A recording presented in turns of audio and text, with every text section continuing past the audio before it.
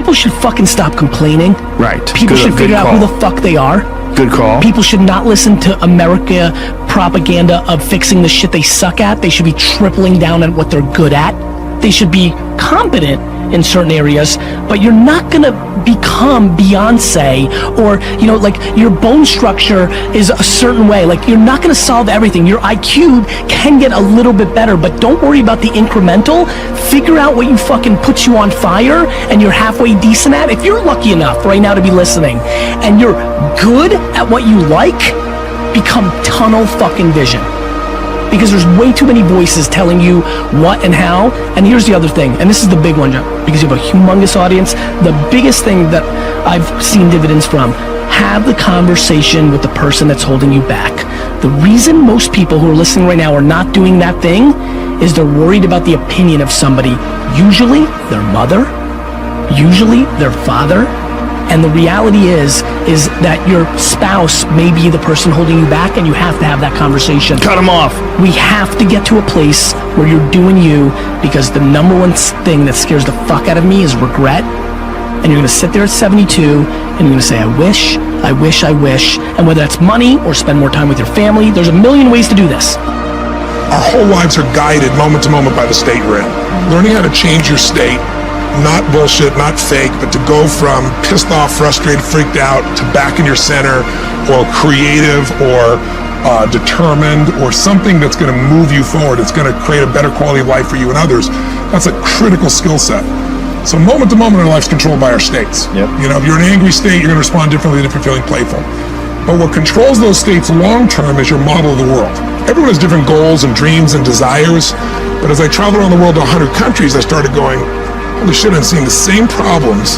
What's underneath it? I began to see that there are these same 6 human needs that we all have, the same needs. We all have a need for certainty, that we can avoid pain and we can have some pleasure, some comfort. We all need uncertainty.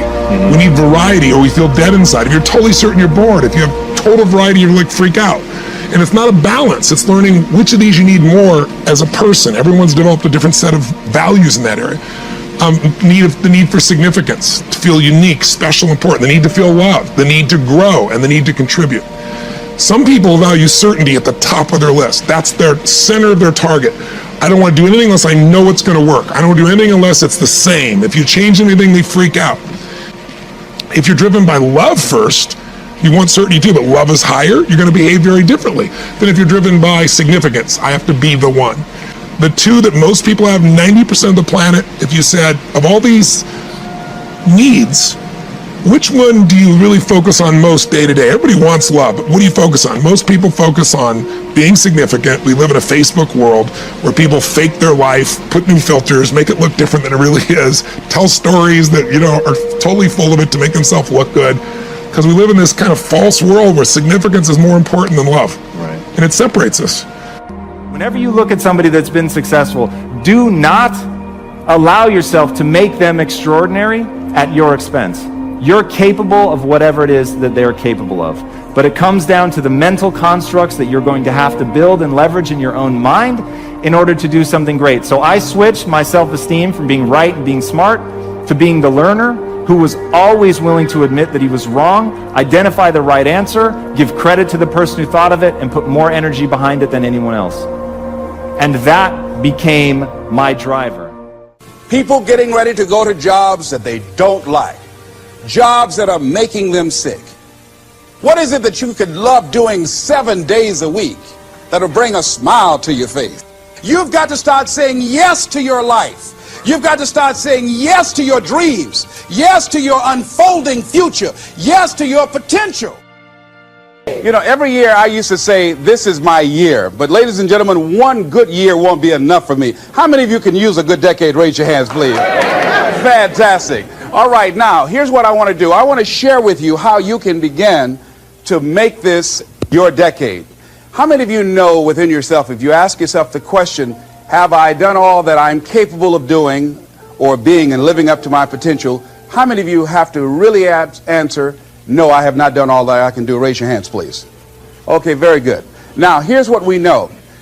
That people don't do what they know in life, but what they do is they operate within the context of the vision they have of themselves. So what I want to share with you is how to begin to get a larger vision of yourself and how to begin to make this your decade. Because in order to do that, it's going to be very challenging. It's going to require a lot of work on your part, an ongoing process of personal and professional self-mastery. And it's going to require that you begin to see yourself worthy of the requirements in terms of effort, in terms of commitment, in terms of action, in terms of preparation, or whatever it is that you need to do in order to take your life where you want to take it. So one of the first things I ask you to do is I want you to look at your life right now and think about something that's important to you, something that gives your life a sense of value. Think about something that you'd like to have, or something you'd like to create for you or your family or for society. I want you to hold this thought in mind. Now, one of the first things I want you to do is don't worry about the inner conversation that you're going to have. Don't worry about how you're going to do it. That's going to come. You're going to develop a plan of action. You will find the way. You'll become the kind of person that can attract the people, the resources, and everything you need in order to make that become reality. But I want you to be mindful of your inner conversation. I remember once I was sitting in an audience, and Zig Ziglar, who I consider one of the greatest motivational speakers on the planet, he was giving a speech. And I was out in the audience, and I saw him going back and forth, and within myself I said, I'd like to do that. I can do that. And I leaned over to the guy next to me. I said, how much do they pay him to do that? And he said, $5,000. I said, I know I can do that. And I admired him. And then on the way home, when I was driving from Tampa, Florida, back to Miami, Florida, my inner conversation kicked in. And it said, Les Brown, you can't do that. You don't have a college education. Les Brown, you can't do that. You don't have the money. You don't have the contacts. You've never worked for a major corporation. What makes you think that you can make more in 1 hour talking than you've made working for a whole month? Now, I want to ask you a question. How many of you have ever thought about something you wanted to do and you talked you out of it? Raise your hand, please. That inner conversation, ladies and gentlemen, is the reason that most people take their greatness, take their ideas to the graveyard with them. You know, the wealthiest place on the planet, a minister said recently, and it was so true, is not the gold mines in the various areas of the world or the diamond mines. The wealthiest place on the planet is the graveyard. Because in the graveyard we will find inventions that we never ever were exposed to. Ideas, dreams that never became reality, hopes and aspirations that were never acted upon. Because most people allow that inner conversation, for whatever reason, to keep them from ever pursuing their goals. So let us begin to look at what's required in order to make this our decade. Why is it that most people don't ever reach their goals or live up to their true potential? One is fear. And there are only two kinds of fears that we're born with. The fear of falling and the fear of a loud sound. All other fears we learn, like the fear of failure. The next is the fear of success. That's one of the major challenges I had to deal with. I was working on a major project, and after it began to grow and it was extremely successful, I panicked and I walked away from it and gave it to someone else because I didn't believe that I could handle it. The other thing that keeps most people from reaching their goals is that a lot of people become comfortable. They stop growing. They stop wanting anything. They become satisfied. They stop looking at ways in which they can improve themselves. They stop putting things in front of them. I was reading something by a great man, George Bernard Shaw, and he said something to the effect that to have succeeded is to have finished one's business on earth. Like the male spider who is killed by the female spider the moment he has succeeded in his courtship. And he goes on to say, I like a state of continual becoming with a goal in front and not behind. I remember after giving a speech at a major corporation, a gentleman came up to me who was up in years, and he said, you know, that's real great motivation for you young guys, but I've done all my work. There's nothing else for me to do. I said, oh yes, you've got a lot to give. You have a lot to offer. The fact that you're still here means that your business is not through yet. The other thing that keeps us from reaching our goal is not feeling worthy. That's where a lot of people get stuck. Because see, when you don't feel worthy of your goal, you will begin to unconsciously engage in self-destructive behavior, like procrastinating, constantly putting things off, squandering your time, and that's what life is made of. Something else that keeps us from reaching our goal, and that is many times because we spend so much time complaining and blaming everybody or everything. I'm reminded of a friend of mine who talked about the fact that one day he was walking by this house and some people were sitting on a porch, and there was a dog on the porch, and this dog was just moaning and groaning. So he was curious, and he asked the owner, he said, "Why is this dog moaning and groaning?" And the owner said, "Because he's laying on a nail."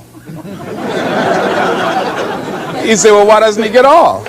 He says, "It's not hurting bad enough for him to get off." How many of you know people who moan and groan and complain about life all the time, all right? They might moan and groan about their job. "I'm sick of this job. I'm sick of you."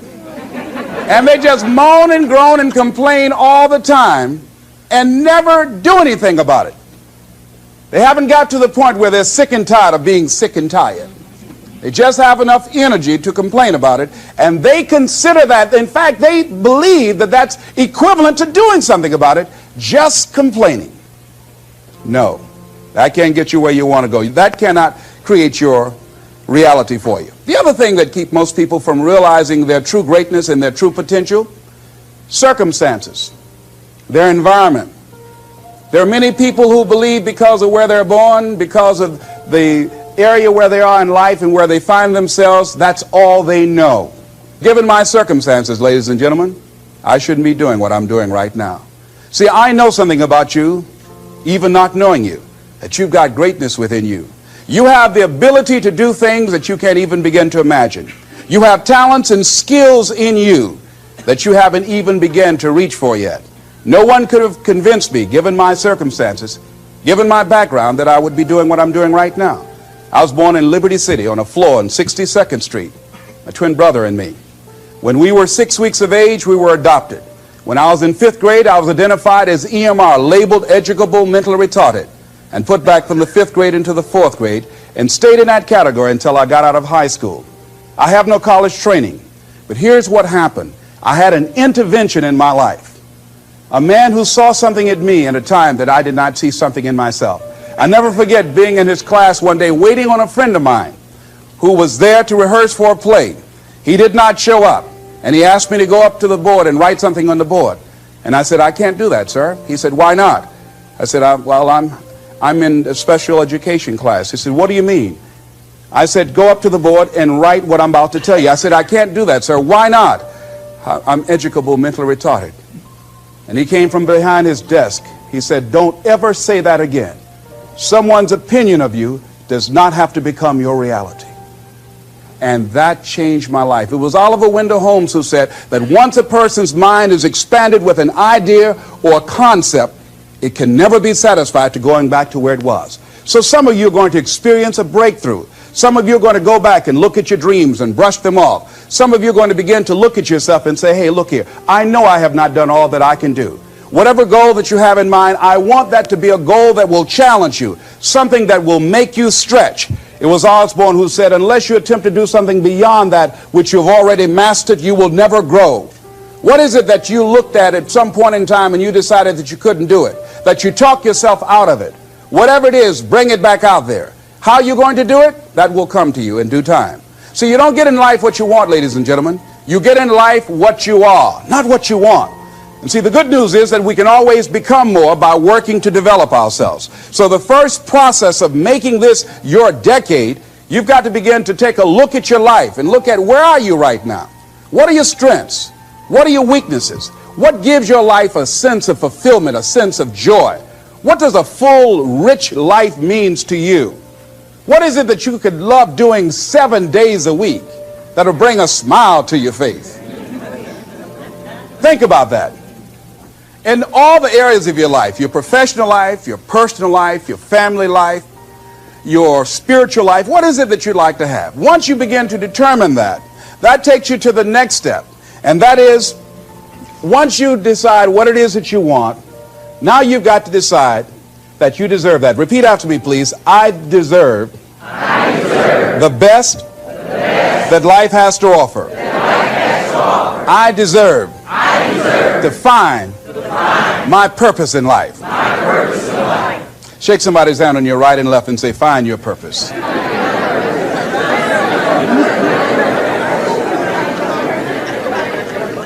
Do you know by actively pursuing your purpose, it could perhaps extend your life? The number one killer in this country of all the diseases we have, heart disease. That's the number one killer.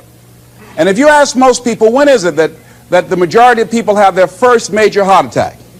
Some people will tell you as a result of obesity, or smoking cigarettes, or high cholesterol, or high blood pressure. And all of those are contributing factors. However, the truth of the matter is that most people don't realize that the majority of people suffer their first major heart attack on Monday morning between 8 a.m. and 9 a.m. People getting ready to go to jobs that they don't like, jobs that are making them sick. You see, when you're not pursuing your goal, you are literally committing spiritual suicide. When you have some goal out here that you're stretching for and reaching for that takes you out of your comfort zone, you'll find out some talents and abilities you have that you didn't know you have.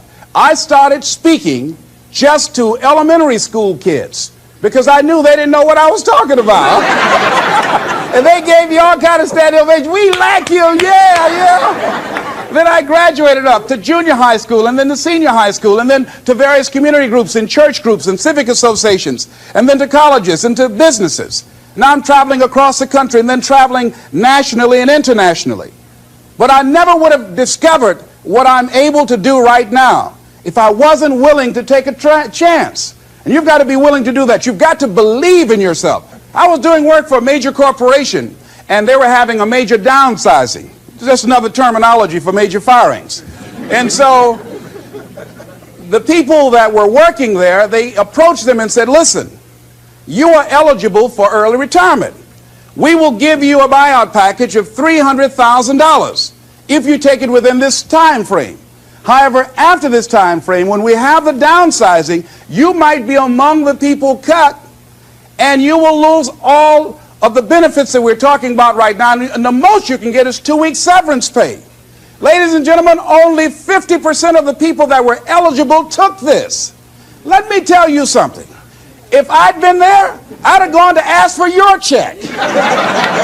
Listen, Marvin told me to get his check. He's home with his mama. What?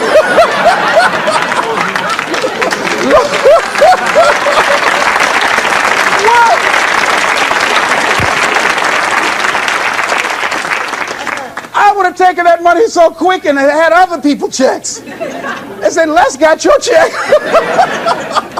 See, ladies and gentlemen, life is too short trying to play it safe. It's too short and unpredictable, being miserable. It's too short for that. Here's the thing. There's no safe position in life. Let me tell you why. It's a quiet secret that most people don't realize. You can't get out of life alive. Hello, you can't get out of life alive. So there's no safe position. You can die in the bleachers or you can die on the field. You might as well come out on the field and have a good time, right?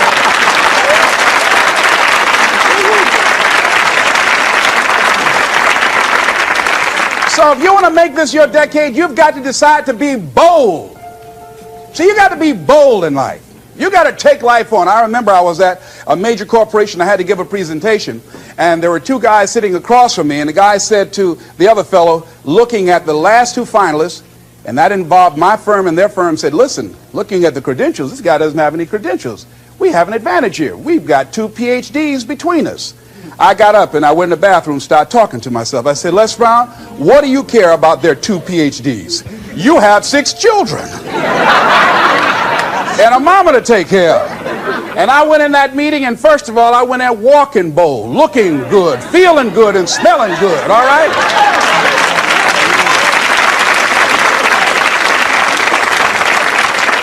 And I sat across that table, and we started negotiating, and I operated in a spirit of absolute certainty. I looked at them as if the only reason that they were born was to give me that contract. They survived 1 out of 9 million sperms to carry out this transaction. And I got the contract. Hello.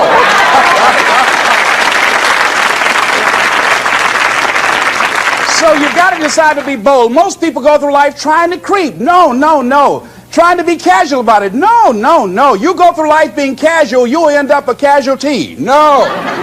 You've got to be bold in life. You've got to take life on. Now here's something else. You must be positive. See, a lot of people, when things don't happen when they want it to happen, they become negative. And they turn out and start projecting a lot of negative energy. No, no. You've got to make a conscious, deliberate, determined effort to be positive. Because see, when you know within yourself things are going to work out for you, when you know within yourself that some way, somehow, you're going to make it, and these are just some of the hoops you've got to flip through in order to get there, it's okay. Have a friend who went to get a job, and the people didn't hire him. He was so negative. Well, hey, to hell with you then. Wait a minute. They just don't have a job today. Don't burn your bridges behind you. Don't talk about the guy's mama. Come on. All right. Okay. Now, here's the last thing. If you want to reach your goal and have a competitive edge, you've got to be hungry. A lot of people love me to tell this story. When I got out of school, you know, my first major goal was to buy my mother a home, and my hero in broadcasting was Paul Harvey, and I wanted to become involved in broadcasting, and I loved the disc jockeys that were on the air, and I wanted to become a disc jockey. And Mr. Washington said something to me that I'll never forget, who was my mentor in high school. Repeat this. Whitney Young is his quote. It's better to be prepared, for an opportunity, and not have one, than to have an opportunity and not be prepared. See, so I started working to develop my communication skills and expand my vocabulary. I started visualizing myself being a disc jockey. I saw myself on the air having a talk show and playing records and people listening to me. That was my vision. That was my dream. I held that in mind constantly. And I would practice all the time. Practice makes what? Absolutely not. Just dislodge that from your mind. Practice only makes improvement. Perfection doesn't exist. They need to take it out of the dictionary. It doesn't exist. Practice only makes improvement. You can always better your best. You have not done your best work yet. As long as you're here, you have a chance to transcend yourself. So don't believe in perfection. It doesn't exist. It only makes improvement. So I would practice every day. And finally, I went over to this radio station, asked a guy for a job named Mr. Butterwall, and I said, "How you doing, sir? I'd like to get a job." I was working on Miami Beach at the Fontainebleau Hotel at the time. The Jackie Gleason and the June Taylor dances were famous. And my favorite program on television, most people would not remember, John Beresford Tipton. "Hi, my name is Michael Anthony. I have a check for $1 million. How many of you remember that program, all right? The Millionaire. That was my favorite program on television, you know. So this is my fantasy, you know. And every time we would drive from Miami Beach, I would fantasize, oh, that's the house. When I get my million, I'm going to buy my mother that home over there. So that's my fantasy. So I went up to Mr. Butterball, and he said, "Do you have any radio experience?" I said, "No, sir." "You have any background in journalism?" I said, "No, sir." I said, "But I can never get experience if you don't give me the opportunity. I've been practicing a lot, sir." He said, "I'm sorry, we don't have any job for you." I said, "Thank you, sir." He didn't know my reasons for being there. My reason, I wanted to use radio as a means to earn the money to buy my mother a home. I went back to the radio station again. I said, "How you doing, Mr. Butterball? My name is Les Brown. I know your name. Didn't I just see you here yesterday?" I said, "Yes, sir." I said, "Y'all have any jobs here?" "Didn't I tell you yesterday we didn't have a job?" "Yes, sir, but I thought maybe somebody got fired or resigned. I didn't know, sir." I went the next day. "How you doing, Mr. Butterball?" He said, "Yes." And I just didn't take it personal. "How you doing?" "So y'all have any jobs here?" "Didn't I just tell you yesterday and the day before we didn't have any work?" "Well, I thought maybe somebody died, sir. I didn't know. I went the next day, showed up like nothing was wrong, like I saw him for the first time. "How you doing, Mr. Butterball? Y'all have any?" He said, "Boy, make yourself useful. Go get me some food." I said, "Yes, sir." See, many times when you want more, you've got to be willing to pay your dues. So I became their errand boy. I would get their lunch and their dinner and all kind of food for them. After a while, I would take the food to them in the control room, and I would not leave until they would ask me to, and I'd watch them working the controls, and I'd memorize their hand movements. And pretty soon, they would trust me with their cars to go pick up entertainers that came into town, entertainers like Sam Cooke, Donna Ross and the Supremes, the Four Tops and the Temptations. I would drive them all over Miami Beach in the disc jockeys' cars. I didn't have any driver's license, but I was driving like I had some.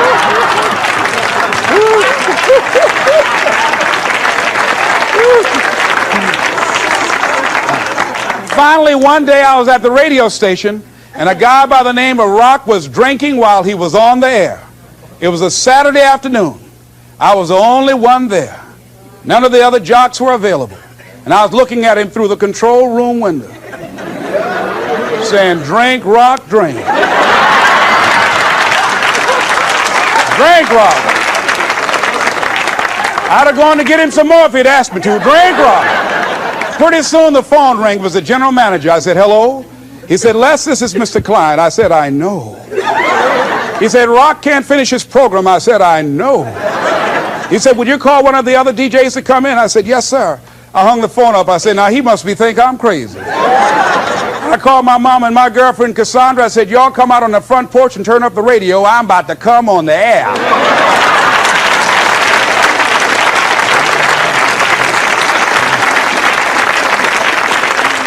I waited for about 20 minutes and I called him back. I said, Mr. Klein, I can't find nobody. He said, young boy, do you know how to segue the records? I said, yes, sir. He said, go in there and don't say nothing here. I said, yes, sir. I couldn't wait to get behind those controls. I put the headphones on. I said, look out, this is me, LB, Triple P, Les Brown, your platter playing papa. There were none before me and there will be none after me. Therefore, that makes me the one and only. Young and single and love to mingle, certified, bona fide, indubitably qualified to bring you satisfaction, whole lot of action. Look out, baby, I'm your love man. I was hungry.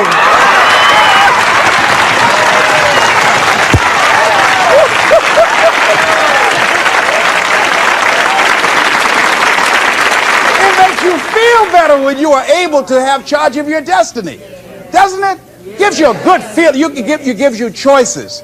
You can do more things. See, my first major goal was to buy my mother a home. I feel like Abraham Lincoln, who said, all that I am and all that I ever hope to be, I owe to my mother. And I said to my mama one day, I said, Mama, when I become a man, I'm going to buy you a home. And you won't have to go to work every day. You won't have to work. You just sit down, Mama. She was getting up, getting dressed to go to M&M cafeteria. I was just following her around. I said, watch, Mama. One day you won't have to leave here to go to work no more. It's raining outside. You won't have to go to work in the rain. You just do what you want to do. Like stay home and fix me sweet potato pie. My mama fixed the kind of sweet potato pie you can't eat with your shoes on. You have to take your shoes off so you can wiggle your toes, all right? But that was my dream. That was my passion. I saw that, and that drove me. That was my reason for being. So one of the things, in order to make this your decade, in order to reach your goals, you've got to find some reasons that make you strong. Some reasons that will make you hang in there when times get rough, because they're going to get rough. It's going to be very challenging. Whenever you decide that you want to grow, whenever you decide that you want to go to another level, all hell will break loose.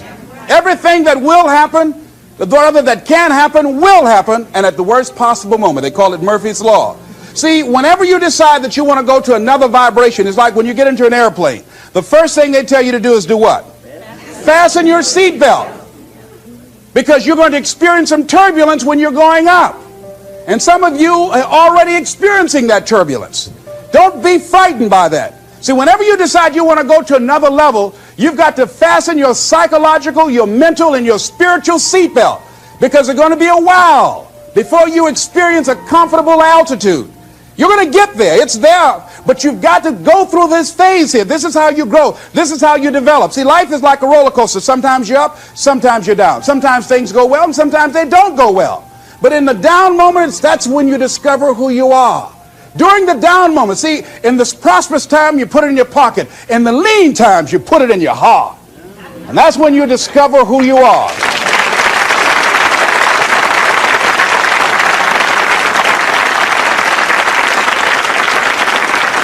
So find 5 reasons that empower you. Why is it that you deserve your goal? What are the 5 reasons that you won't give up when life catches you on the blind side? When the messenger of misery visits you? What are you going to do? What will keep you in the game when life knocks you to the canvas? See, the Buster Douglas that fought in the last fight was not the Buster Douglas that fought Mike Tyson. See, the Buster Douglas that got knocked down while fighting Mike Tyson had gotten out of an alcohol recovery center. His mother had died. His wife was ill with a terminal illness. He was considered a nothing, a bum.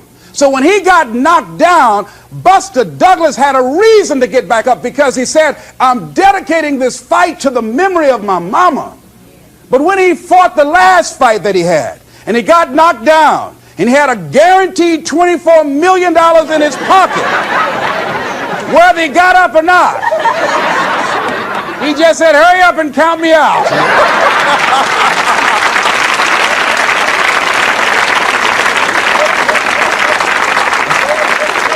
And I don't blame him. Why get hurt? Say, no, why'd you leave so soon? Somebody's about to get hurt, me. So you've got to have some reasons that when life knocks you down, and it's going to. Hello, it's going to knock you down. When people disappoint you, and that's going to happen. When they betray you, and that's going to happen. When they lie to you, and that's going to happen. When they say, oh, you can count on me, and they won't show up, and that's going to happen. When you want to throw in the towel and give up yourself, and that's going to happen. When life collapses on you and catch you on the blind side, and drop you to your knees and start choking you. You got a dream? No, I ain't got no dream. And that's going to happen. What reason can you remember that you can call on, that you can reach on, that can make you get back up? Find that reason.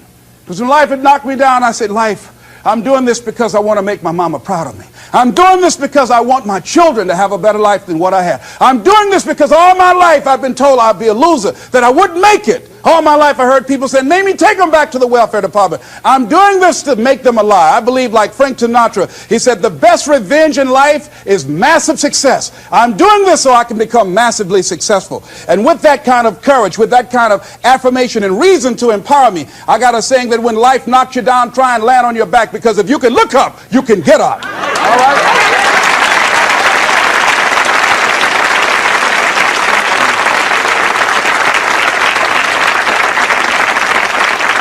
So when you run out of money, when things don't work out for you, when things happen that you could not anticipate, what are the reasons that you can think of that can keep you strong, that can keep you in the game, that will be your rod and staff to comfort you, that can be your bridge over troubled waters? Those reasons are very important. Nietzsche said, if you know the why for living, you can endure almost anyhow. So find out the reasons that you do what you do. Find out the reasons that will make you strong, that will make you walk by faith and not by sight, that will make you pursue your dream when everybody is against you or don't believe in you no more. And let me tell you something, that's a lonely feeling. It's a lonely feeling, particularly people that you're doing it for, or people that stand to benefit the most, or people who should be the #1 members in the encouragement club, but they end up saying, you can't do it, and they become members of the discouragement club.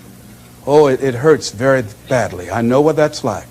Have people that you love close to you that look at you with that look and say, why don't you try something else? Why don't you give up? I say, but this is my life. I have got to do this. Les, you had a good job at Sears. That man like you. Mama, I can't go back to Sears. I got to be my own boss. I can't do that. I mean, you know, it's ladies and gentlemen, you know, when you work on a job that's dead end, you can see the ceiling already. It's like going in the middle of a movie. And after you've seen the movie, sitting back through that over again, there's something missing. You know the hero's not going to die. You know what the outcome is already. And so that's why a lot of people, a lady was telling me, she said when she went to work, it felt like a refrigerator fell on her shoulder as soon as she stepped in. Because she knew she'd gone as far as she could go. See, they're paying her just enough to keep her from quitting, and she's worked just hard enough just to keep from getting fired. How many of you know people like that? Raise your hand. The ones of you who didn't raise your hand, you the one. I'll just tease it, all right? Here's something else. Make a commitment to be happy. See, you know, I have you laughing a lot. See, life is too short going through it looking homely, tired, and ugly. Sometimes we take life too seriously. Oh, no. Make a commitment to be happy. Find little things just to get tickled about and laugh. Find ways to be happy in the moment. A lot of people say, well, I'll be happy when I pay off all my bills. No. I'll be happy when I get my divorce. Oh, no. I'll be happy with the children gone. Oh, no. You want to be happy now. See, there are no guarantees. No one say you're going to be here 2, 3, or 4 years from now. So you want to be happy right now in the moment. Repeat after me. I must make a commitment. To be happy. Right now. Right now. Is all I got. Shake somebody's hand on your right and left and say, you deserve to be happy.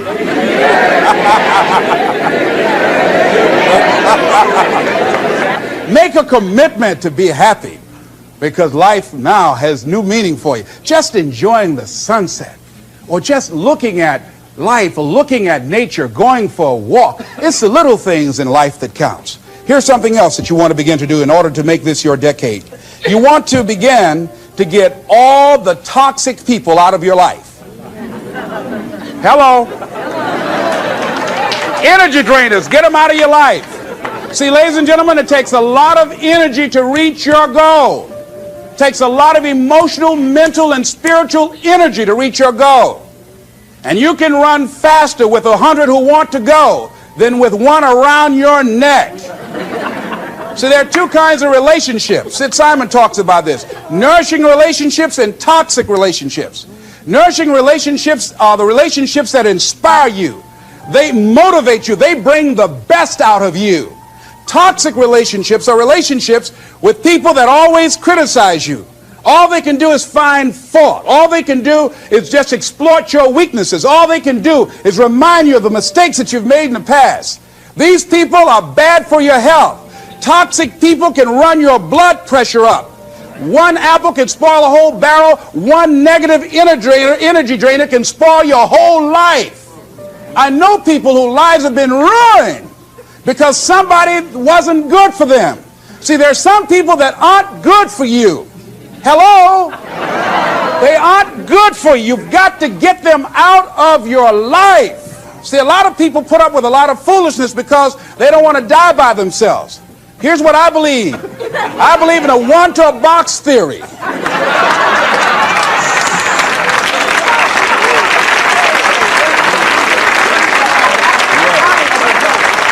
Ask this question of yourself. Make a list of who you communicate with most and ask yourself the question, what kind of person am I becoming because of this relationship?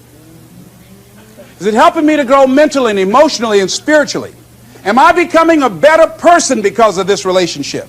Do they bring out the best in me? Do they inspire me?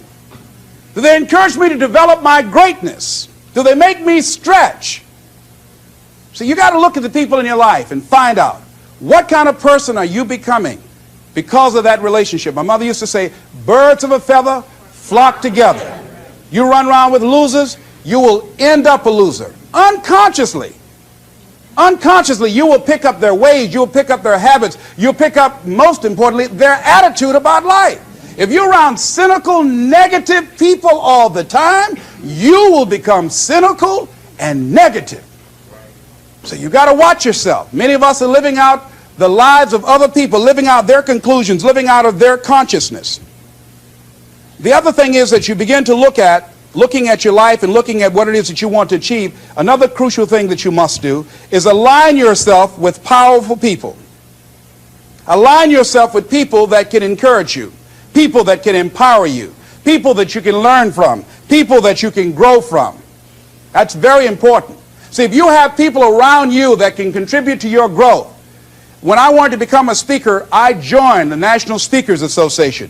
I wanted to be around the Dr. Norman Vincent Peales, the Zig Ziglars, the Dwayne Dyers. I wanted to be around people that were doing what I wanted to do. I wanted to learn from them. And you want to do that too. You want to align yourself with people who think like you, people who dream like you, people who want more out of life, people that are stretching and searching and seeking some higher ground in life. As opposed to the majority of people. Somebody said, always strive to get on top in life because it's the bottom that's overcrowded. And so you don't want to be on the bottom. See, it's easy to be on the bottom. It doesn't take any effort to be a loser. It doesn't take any motivation, any drive in order to stay down there on a low level. But it calls on everything in you, ladies and gentlemen. You have to harness your will to say, I'm going to challenge myself. Sometimes I have to pull myself out of bed and say, come on, Les. Things I know I should do, I don't do. Things I shouldn't do, I do. I found that the biggest enemy you have to deal with is yourself. There's an old African proverb that says, if there's no enemy within, the enemy outside can do us no harm. So think about that.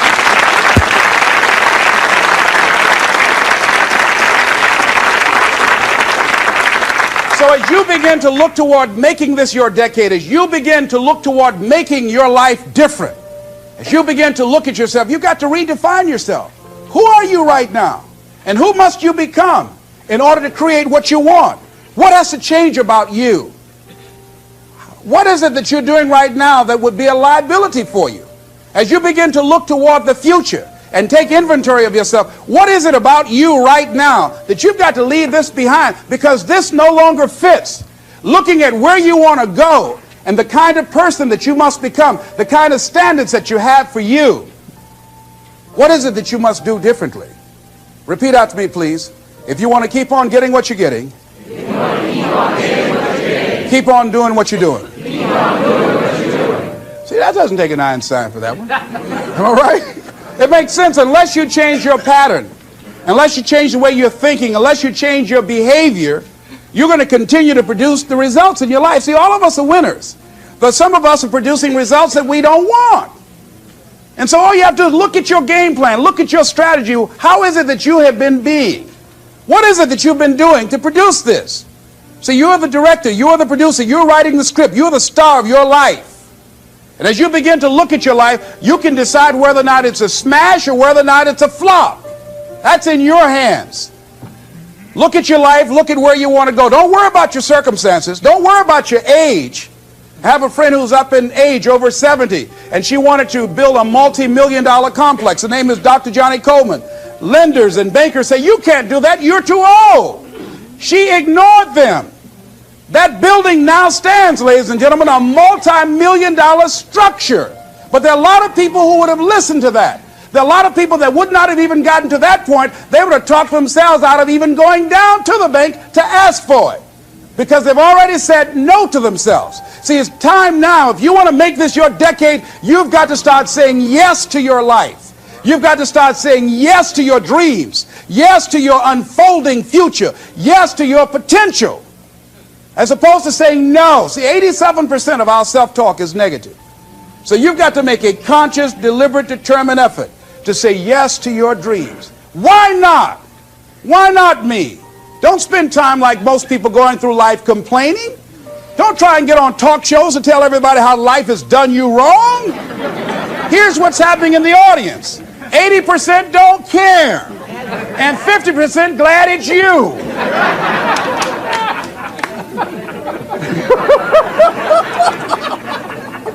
All right? So when you know that, you'll go around cry, oh, you know what they did to me? Who cares? Get away from me before they come back.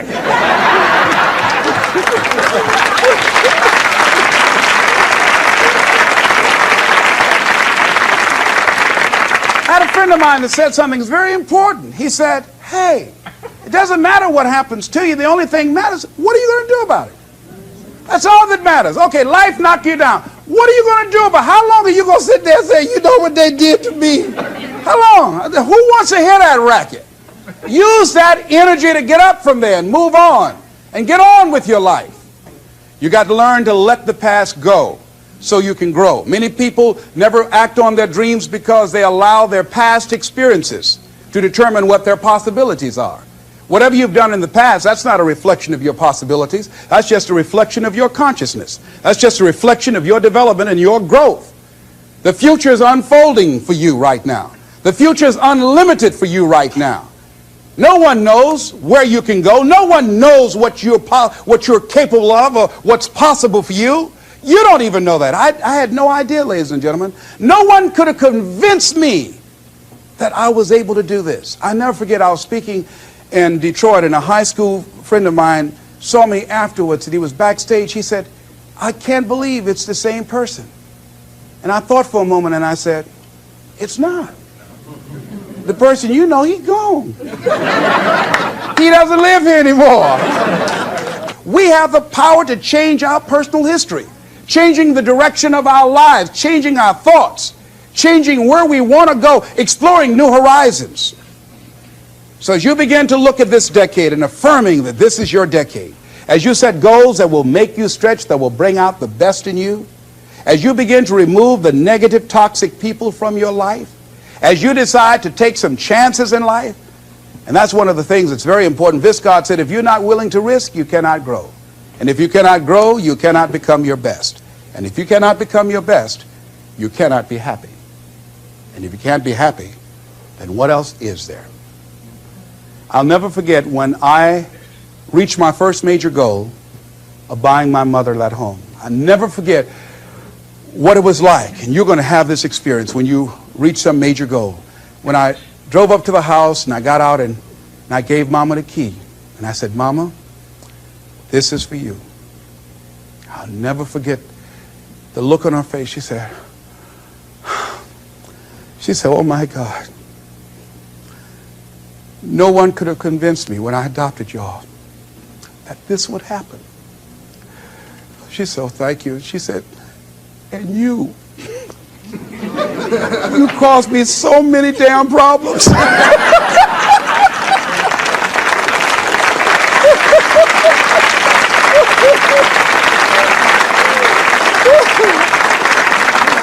I was just one of those kids that had a lot of energy.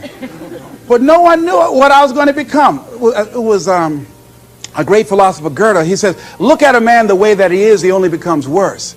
But look at him as if he were what he could be, then he becomes what he should be. And what Mr. Washington did was he looked beyond my faults and saw my needs. And he said, I see something in you. And I was there, oh God, I hope he's right. And I want to live up to his expectations. See, no one rises to low expectations. Finally, here's one last thing I'd like to leave with you. If you want to make this your decade, find some cause that you believe in. See, this is my profession, but my greatest joy in life is working with young kids. Every Monday, I fly up to Chicago to work with 600 young kids at Christ Universal Temple Church, working with them to develop a sense of purpose and direction with their lives. We've developed a training program. If they're addicted to drugs or alcohol, we help them to get into a permanent recovery program. If they're not, we help them to develop a vision of themselves where drugs and alcohol does not fit.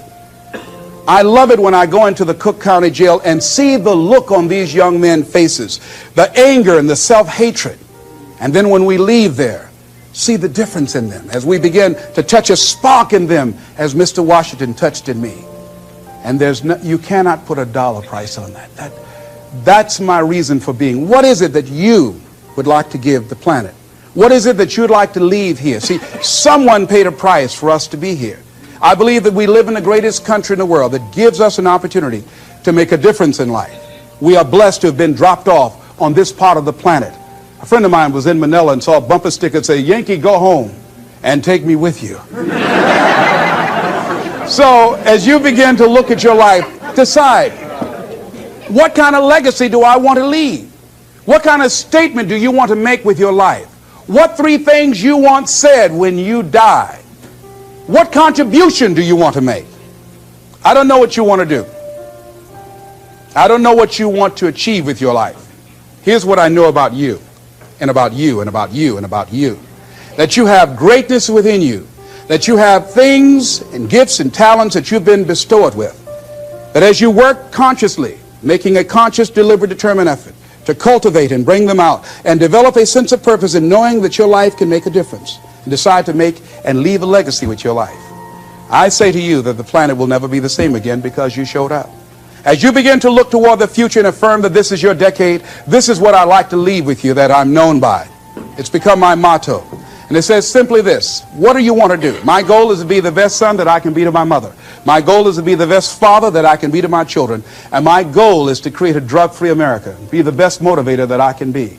Yes. Whatever your goal is, this is what I like to leave with you. It says simply this, that if you want a thing bad enough to go out and fight for it, to work day and night for it, to give up your time, your peace, and your sleep for it, if all that you dream and scheme is about it, and life seems useless and worthless without it, and if you gladly sweat for it and fret for it and plan for it and lose all your terror of the opposition for it, and if you simply go after this thing that you want with all of your capacity, strength and sagacity, faith, hope, and confidence, and stern pertinacity, if neither cold poverty, famish, or gulf, sickness, or pain, of body and brain can keep you away from a thing that you want, if dogged and grim you besiege and beset it, with the help of God you'll get it. This is Mrs. Mamie Brown's baby boy, Leslie Calvin Brown, saying it's been a plumb pleasing pleasure as well as a privilege. Thank y'all here.